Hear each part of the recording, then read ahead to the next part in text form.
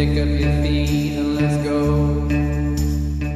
Alright, so in continuing with the trend of this channel just being an excuse to talk about games that I love, I want to talk about the Fable games. But I'm going to do this one a little different. Rather than breaking down each one individually like I did for the Borderlands series, I'm going to instead look at the main 3 entries in the series as a whole, and look into what changed as the series grew older. That does mean that I'm going to be ignoring Fable Heroes because it was a cheap Castle Crashers clone that was really boring, Fable Legends because I couldn't get into the beta when that was around and it has since been completely cancelled, Fable Fortune because it's a card game that has nothing to do with the main games, or Fable the Journey because no way in hell am I buying a Kinect for my dusty old 360 just for that piece of trash. So without further ado, and in hopes that the rumors about Fable 4 are true, let's take a good look at Fable.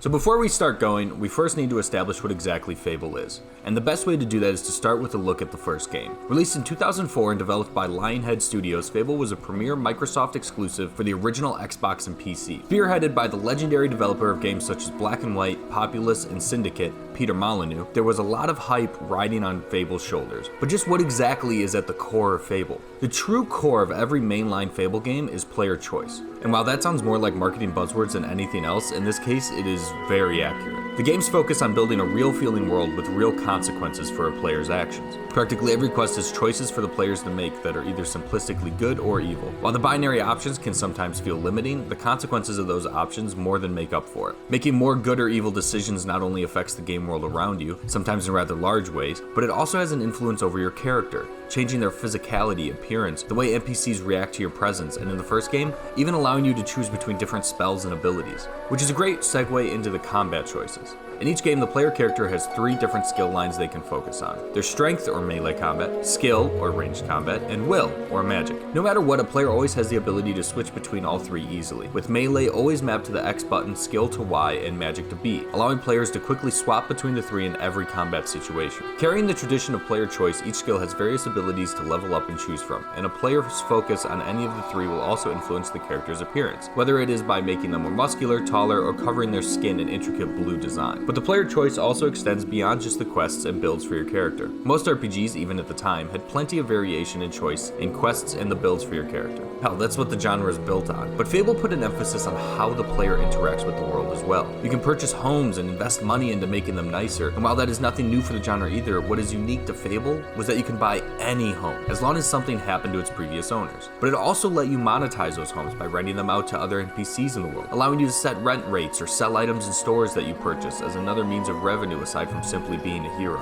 And it also let you interact with the people around you, and not just through predetermined dialogue trees. Sure, the socialization systems were still rather restrictive and shallow, but being able to build relationships with anyone you came across and build on their initial impressions of you based off of your morality bears a special charm to it that many games to this day can't match. Add in the ability to get married and have children, and even how multiple families safely spaced out in each city so that they can never meet and figure out how bad of a narcissist you really are, and the world of Albion feels so alive and special and allows you to make real feeling connections in between the traditional meat and potatoes of most RPGs that are the quests and storyline. But then there's also the tone of Fable. There's an unmistakably British sense of humor that runs through the veins of every interaction in the games. From ridiculous premises for quests to sublimely odd dialogue and outrageously exaggerated voice acting.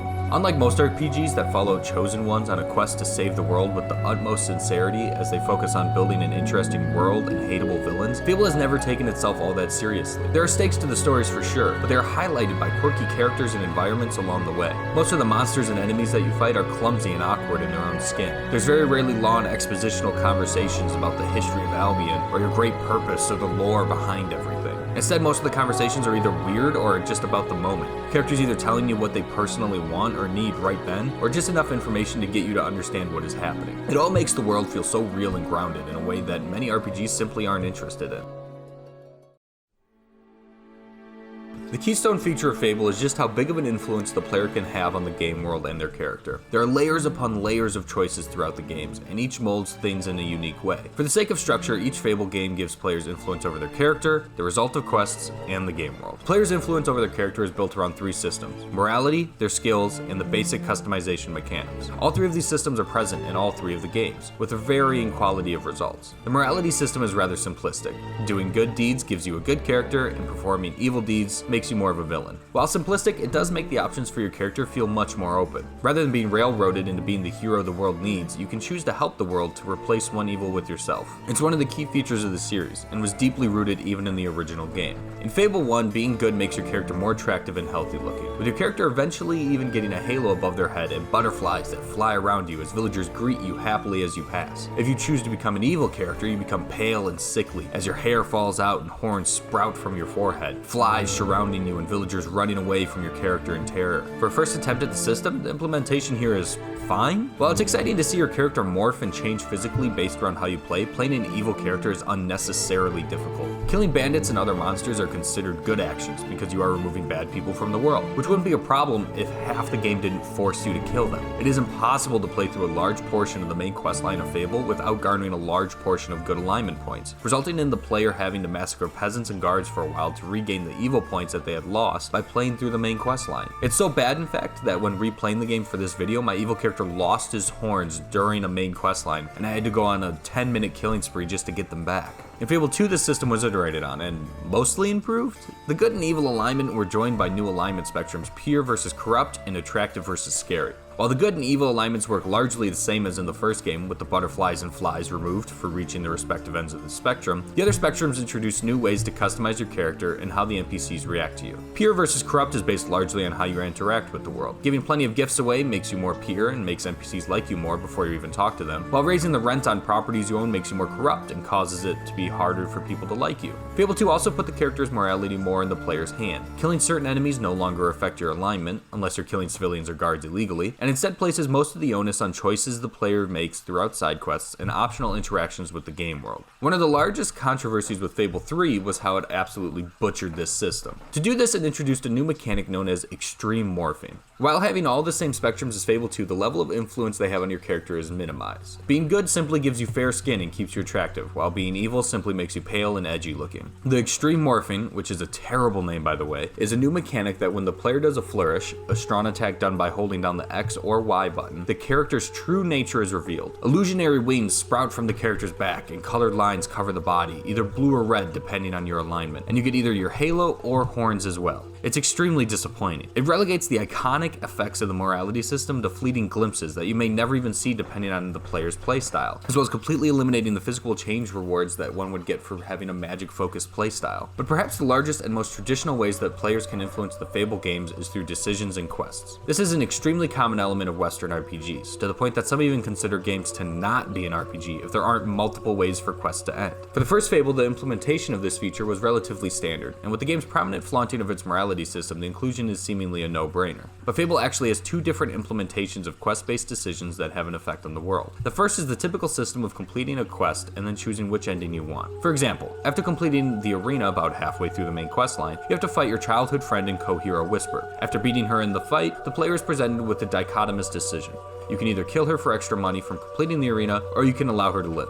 It's simple, but does add a nice layer to quests by making them feel more open and lifelike. The second method of implementation is unique to the original Fable, and that is because of how oddly it handles its quest system. Once you graduate from the Heroes Guild at the start of the game, aka the tutorial, you gain access to a world map table that acts not only as the map, but also as the list of available quests that the player can accept. The interesting foil here is that many of the quests have two different versions available at once, each one putting the player on a different side of a world event. An example, there's going to be a farm attack. Do you want to help the guards fend off the bandits, or join the bandits in raiding the small homestead? A convoy of guards are escorting an arrested bandit captain from one city to another. Do you join their employ to defend them, or sign with the bandits to free the captain before he is executed? Obviously, these quests tend to be a simple decision of whether to help the law or help bandits commit murder, but their inclusion remains interesting, and helps mix up the usual cycle of rushing through side quests like a kid in a candy shop by simply adding one thin layer of choice above it all. Unfortunately, the second method of quest decisions is completely vacant in the second and third entries in the Fable series. Fable 2 instead doubled down on the first implementation, expanding on the quantity of quests in which players make decisions while also making the choices slightly more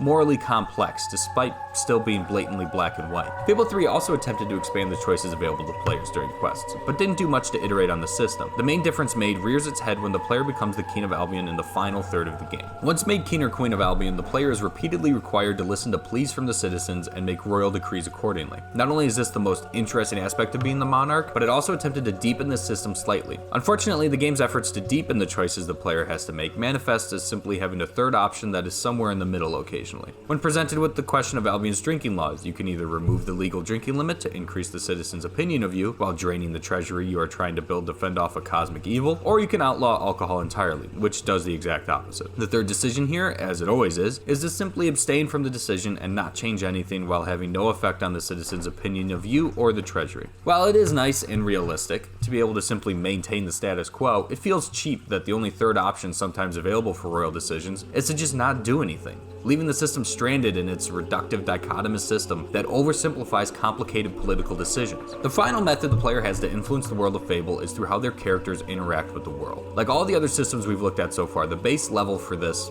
was established in Fable and expanded on incrementally in the sequels. In the original game, this was another of its flagship features. Unlike many of the Western RPGs up until this time, your interactions with the world weren't carefully curated experiences. Rather than each city you visit having a house to buy, you can buy any house in that city. Rather than just interacting with stores, you can buy those stores and earn money from them. Instead of managing pre-written dialogue trees to parse through specific information, the player can perform social interactions with any NPC to build a relationship, marry them, and have children. The main conceit of Fable's approach to player interaction with the world of Albion is a macro approach, rather than a micro one. Most Western RPGs focus on the depth and minutia of the player's interactions. When the player talks with the specific NPC in a city that can give them very specific information, they navigate a series of dialogue options to learn specific information about the world's lore, a quest, or anything else that the developer decides to include. When they purchase a progression of houses in a series of cities, each is meticulously designed to have its own flavor and feel worth the expenditure of a specific amount of coin, with the most expensive being the nicest and so on. Conversely, with Fable's macro approach to similar interactions, it feels much more free and organic by focusing on the larger interaction rather than the specifics of a smaller quantity but higher quality of interactions. When the player talks with NPCs, they don't understand what is being said or gain any information from it at all, but you can interact with any NPC in any number of ways. When you buy a house, it isn't very detailed or specifically curated, but if you don't like it, you can simply rent it out and buy another. I'm not making the argument that one approach is better than the other. There's simply two different approaches with their own pros and cons, but the latter is much better suited for the more lighthearted and player-centric approach that is so deeply rooted in Fable as a series. In Fable 2, the system was expanded to allow the player to choose from a wheel of socialization options whenever they decided, opening up the system even more and making it more enjoyable rather than just being a means to an end like it was in the original game. It also added new levels of depth to all of the aspects and systems related to the player's interactions. NPCs have actual names and preferences for different genders and social interactions. Players can customize the furniture and look of the houses they buy, and have deeper management options for the houses they rent out and businesses that they maintain. Fable 2 also added the mechanic of different jobs that players could pursue in each of the cities. Jobs offered a fun minigame-based way for players to earn extra money in between questing, while also making the world feel a bit more open by allowing the player to step into a more modest and grounded role in the world, even if it was only briefly. In Fable 3, as is the case with everything in Fable 3, the systems are improved in many ways, but also take a large step back in others. The player has more options for their houses and businesses, adds new jobs, deepens interactions with NPCs by including personal quests and actual dates, and can even marry and have children with other players online through the much improved multiplayer options. All of this is obviously great, but the setback is a large one. Fable 3's design was obsessed with the removal of menus. The pause menu is replaced by a sanctuary that the player walks around in. The world map is an animated look at the world where the player can navigate and watch the world in real time. Stores aren't simply lists of options, but are rather filled with mannequins that display the items you can buy. It's an interesting design philosophy, and it does smooth out the player experience quite a bit, but it deeply wounds the social interaction system. The developers threw out the excellent wheel of interaction options because that is a menu, and instead replaced it with a shallow and difficult to use two-choice system. Whenever the player approaches an NPC, they are randomly given two interactions, a positive and a negative. So when the players want to interact with a specific NPC, they don't get to decide to be funny or flirtatious or friendly or mean or scary as they did in Fable 2. Instead, they simply decide if they want to be positive or negative, and simply watch it play out in front of them, hoping that the options eventually get them to where they want to go. This video also would not be comprehensive if I did not address the flagship feature of Fable 3's player interactions, the touch button. While playing the game, the player can hold a touch button at any time to have their character physically interact with the world. It was a feature that was talked about constantly in the press leading up to the game, promising to revolutionize the way people can interact with the video game worlds. Instead, it really just means that you can hold people's hands. If they like you, it'll be a romantic gesture, and if they don't, you can evilly drag them around against their will. It's obviously a pretty disappointing feature that was overblown drastically by lead developer Peter Molyneux.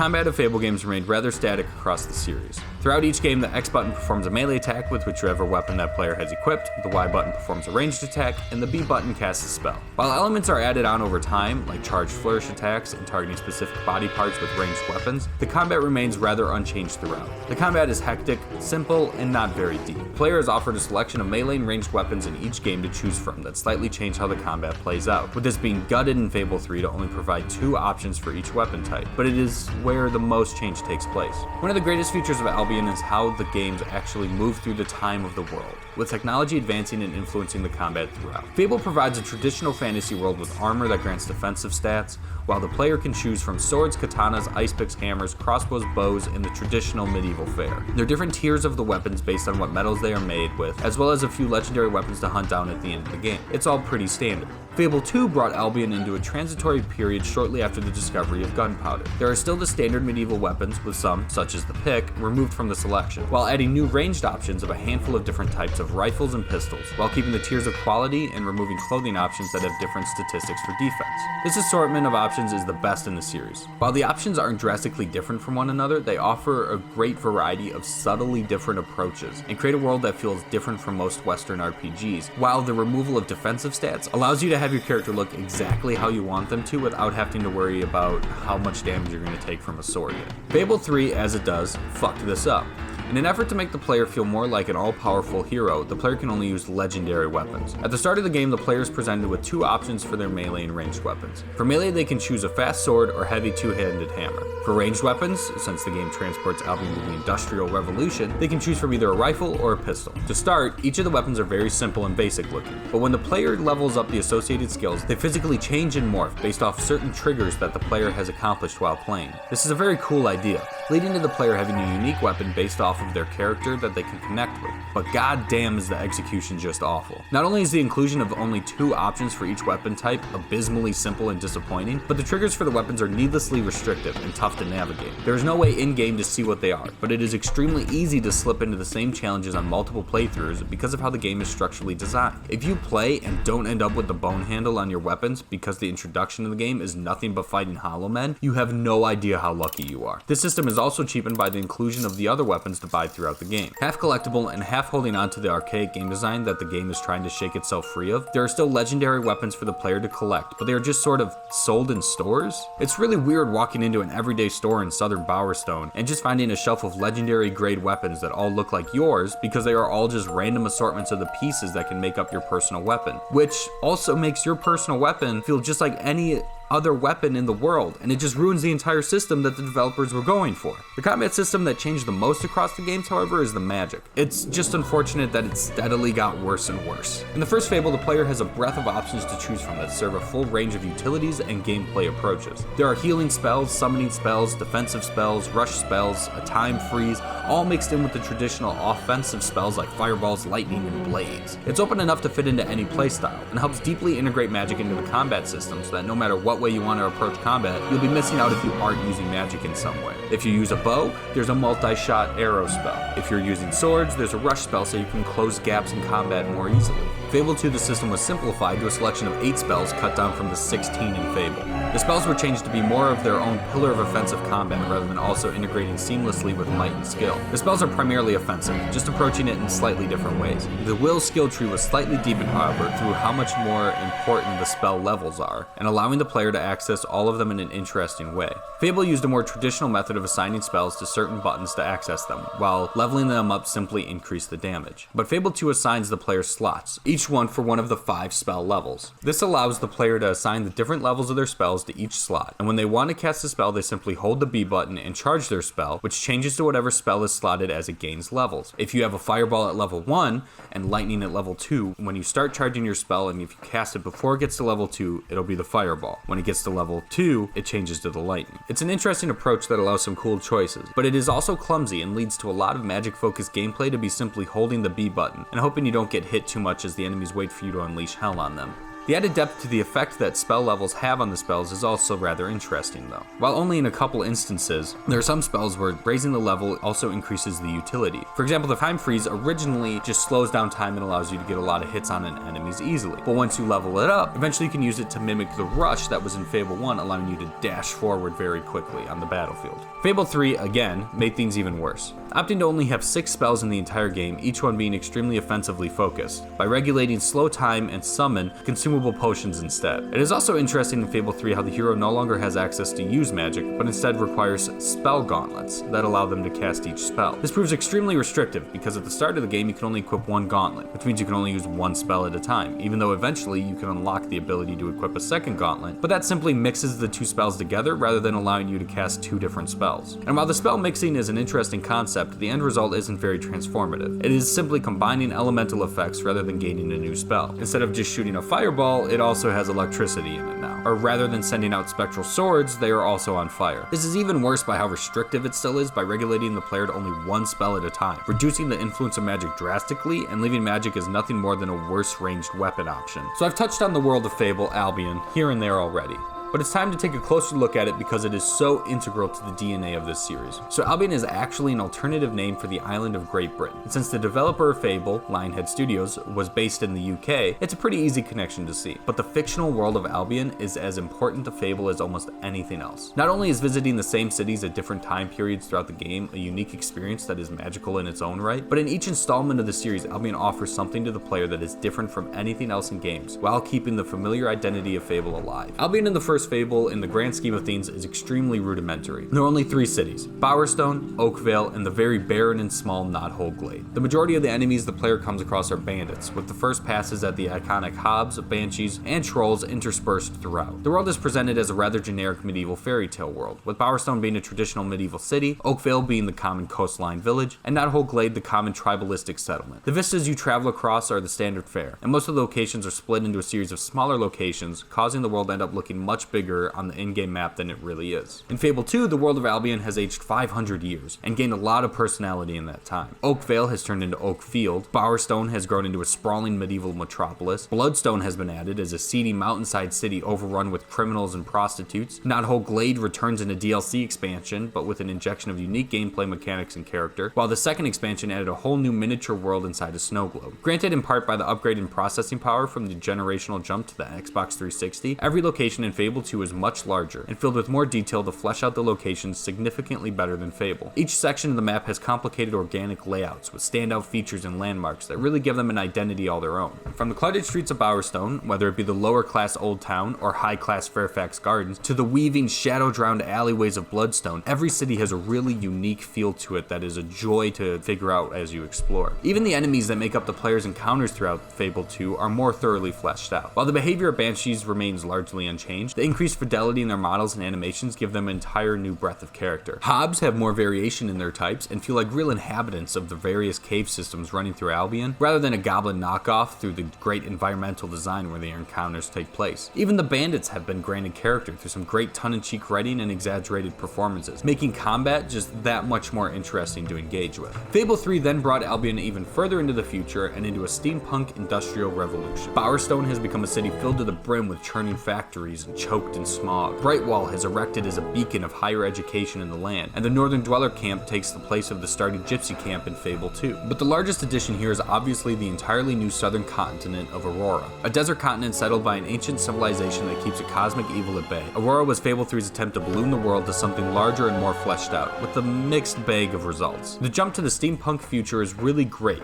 with some awesome visuals and concepts such as the underground monorail car, automaton constructs, clockwork mechanics, and the list goes on. But the inclusion of Aurora is terribly half-baked. The environment is bland and boring to plod through to quest objectives, and most of the mechanics for the enemies that one runs into there are frustrating more than anything else. But worlds are only as good as the stories they tell, and the story is an aspect that Fable as a series has always been rather middling at. All of the games have a lot of similar aspects and moments, but the first two begin with the player's character as a child. In the first Fable, your home village of Oakvale is attacked and raised by the infamous bandit Jack of Blades. You are the only survivor and are rescued by a mysterious hero named Maze, who takes you to the Heroes Guild and begins your training. You become a hero and bring hope or terror to the people of Albion as you prepare to take your revenge on Jack. Along the way, you fight in an arena, you are put in prison, learn about your family's secret past, and eventually take your revenge and can choose to either claim Jack's power for yourself or destroy it for the better of all of Albion. It's a simplistic enough plot that provides some motivation for the main quest and gives some decent enough set pieces, but it is far from anything very memorable or great. Fable 2 also starts with the player's character as a child, this time as an orphan living on the streets of Bowerstone's Old Town district with their older sister. After gathering together some gold to buy a magical musical box that will grant them one wish, the player and their sister is summoned by Lord Lucian, the king of Bowerstone, who runs a test that determines that either the player or their sister has hero blood. Enraged at the implications that it means with an ancient prophecy, Lucian kills the hero's sister and attempts to kill the hero as well, who survives. The hero is then picked up by Teresa, your sister from Fable, who has become a blind seeress who raises the hero and sets them on their journey as a new hero in an age where heroes are thought to be extinct. From there, the player goes on another path of growth to enact revenge and stop Lucian's construction of a large magical spire of untold power. Along the way, the player again fights in an arena, again is imprisoned, and again makes a large decision of what to do with the spire once Lord Lucian has been killed. The story here is a bit better, but still leaves much to be desired. There's a lot of good moments, and assembling the other heroes to help you is exciting, but most of the high notes throughout the main questline are a result of the world itself rather than the story or writing. Fable 3 broke a lot of conventions of a Fable storyline with mostly positive results. Immediately, Fable 3 breaks the pattern by not beginning with the player character as a child, but instead as a young noble in Bowerstone and brother to a king that has seemingly gone mad with power. After your brother, Logan, forces you to decide between killing your significant other or a group of innocent citizens, you are shepherded away from Bowerstone by your private guard and mentor, Walter. After escaping, you travel across all of Albion to build a resistance effort to overthrow Logan and claim the throne for yourself. But that is only 3/4 of the way through the game, because once the hero takes the throne, they learn of an ominous threat known only as the generic darkness that is coming from Aurora to devour all of Albion. So as the ruler of Albion, the player is weighted with tough decisions of whether to put the longevity of Albion over the current opinion and well-being of the people, or sacrificing the financial needs to survive in order to be seen as a good leader. The story of Fable 3 is one of its strongest aspects. Not only is how it shakes free of many of the series' conventions refreshing, but it is a unique story with fun twists and mechanics along the way, as well as the ending bringing an actual level of introspection and real themes to explore. It is not new news to say that the stories of Fable games are nothing particularly special, even with the story of Fable 3 actually playing with some cool concepts in a way that only this medium can. But the really great part of Fable storylines are the emergent stories that the players make themselves. I know that again sounds like buzzwords from an E3 presentation, but it's true. The best memories from playing a Fable game are the antics one gets up to along the way. There's no other game out there that allows someone to play an evil character, get married, and have a kid that they put up in a nice 2-story house next to the tavern on the city square in the Bowerstone market. You customize the house and buy them some nice furniture so that they stay happy while you're out terrorizing the country. But one day you come back to Bowerstone and you're making fun of some citizens to pass the time. It escalates until you turn off your safety and start killing some of the citizens, and then the guards get involved. A large fight breaks out and you start massacring guards left and right, chopping them up, shooting them with your rifle. They just keep coming. They just won't stop. So you start charging a high-level spell to clear some of them out. But then,